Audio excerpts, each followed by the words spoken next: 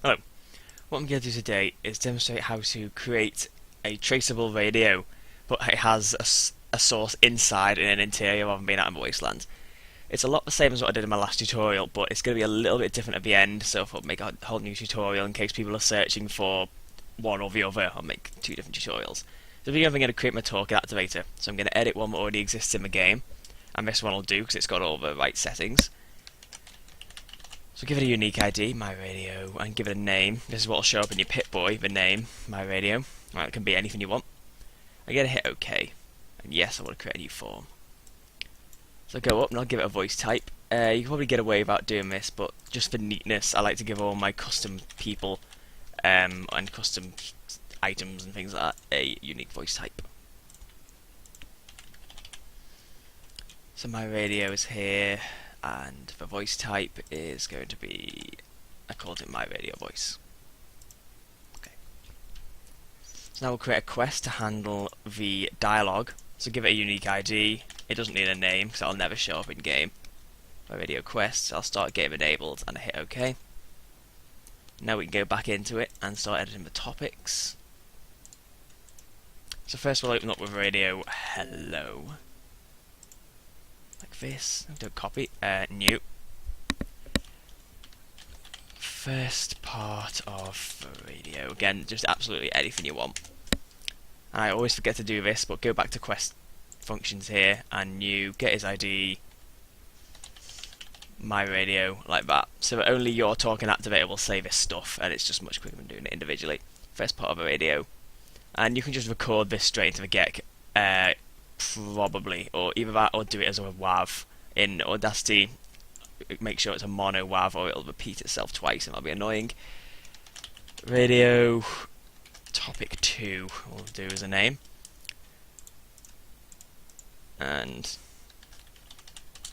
second part of radio. And I'm just going to link these together. What I've done will do for tutorial purposes. Probably a radio like this that isn't a across the wasteland one, isn't going to want to be really big anyway. So radio topic 2, it will link to that, and it will link from, we'll be able to get away with doing any. Radio topic 2, this links from radio hello, and it links to radio hello, doesn't it? We can probably get away with doing any, but I'll do radio hello. So now that's all set up, so we need to put it in the world now. So I'll do Agatha's house interior, I'll hit yes to all, that comes up. Just click on something, so I center myself in the cell. And again, this is just for test, for tutorial purposes, but I'll put it in Agatha's house.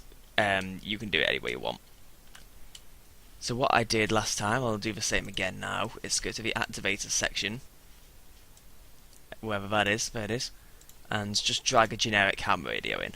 That'll do fine for this, for what we're doing here. And oh god, I hate when this happens. There's a particle effect in my way, and it's preventing me from clicking on the radio. I'll do it nicely. I'm just pressing Z to get this to go down, and hit F to move on floor. And now we're going to find the radio that we made before in the talking activators section. My radio. So this is what's actually going to be giving off the radio signal. And we're just going to click and drag this over toward the radio and edit its data. We'll give it an ID. My radio to ref. Anything unique will do nicely. Radio data, broadcast type radius, that's what we want. I think I used 25,000 last time, but that's just how far across the wasteland you want it to spread. And 100% static, which means when you're right at the border you'll only be able to hear static, and the closer you get the clearer it'll sound, so the player can track in on it. Okay. Now we're going to go back to our generic camera radio up here, and I can't click on it anymore. There we go, let me do it.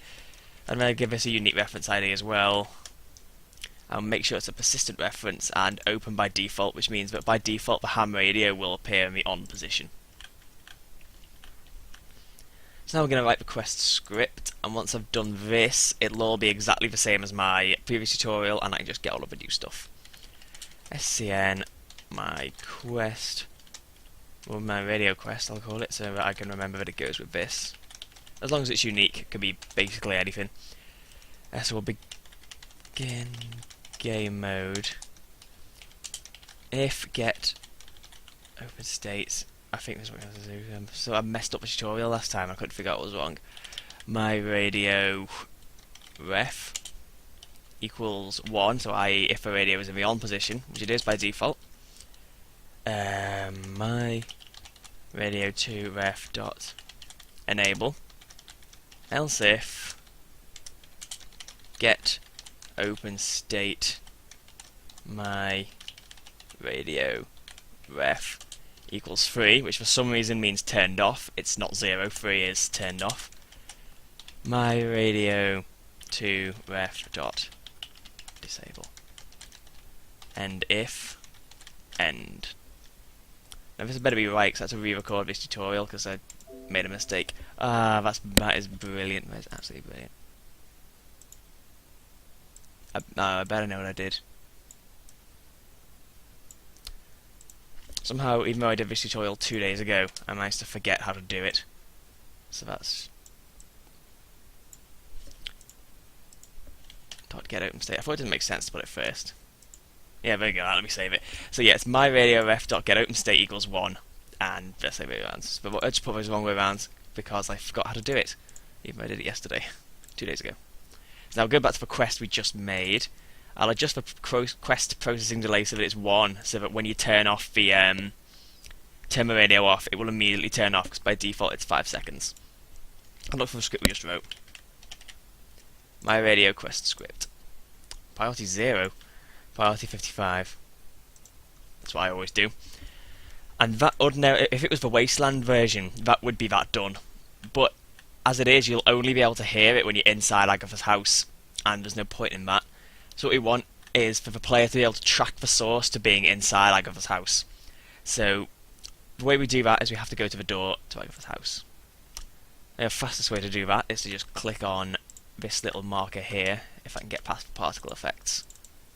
And yes, we want to view the door, because when the player reaches the door in the Wasteland, obviously there's nothing, even though it links to here, there's nothing actually there, so the radio won't be detected, because it's just, obviously, there's nothing here. So what we're going to want to do this time is put an X marker somewhere by the door, wherever those are, static. Put an X marker like this.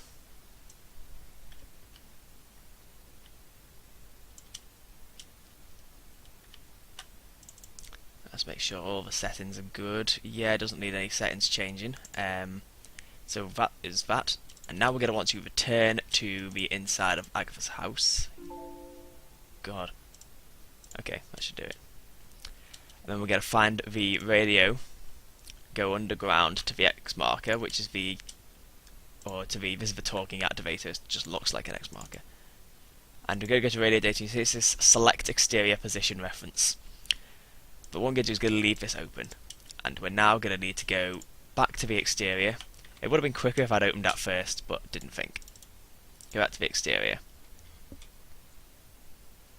and wait for that to load. Oof, I was worried it was going to crash then. I was going to have to record this again. So here's our little X marker from last time.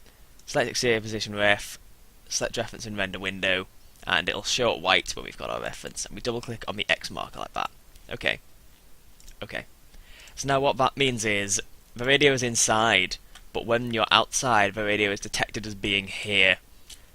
So you'll be able to hear the static, and then you'll get to Agatha's house, and it'll be really clear.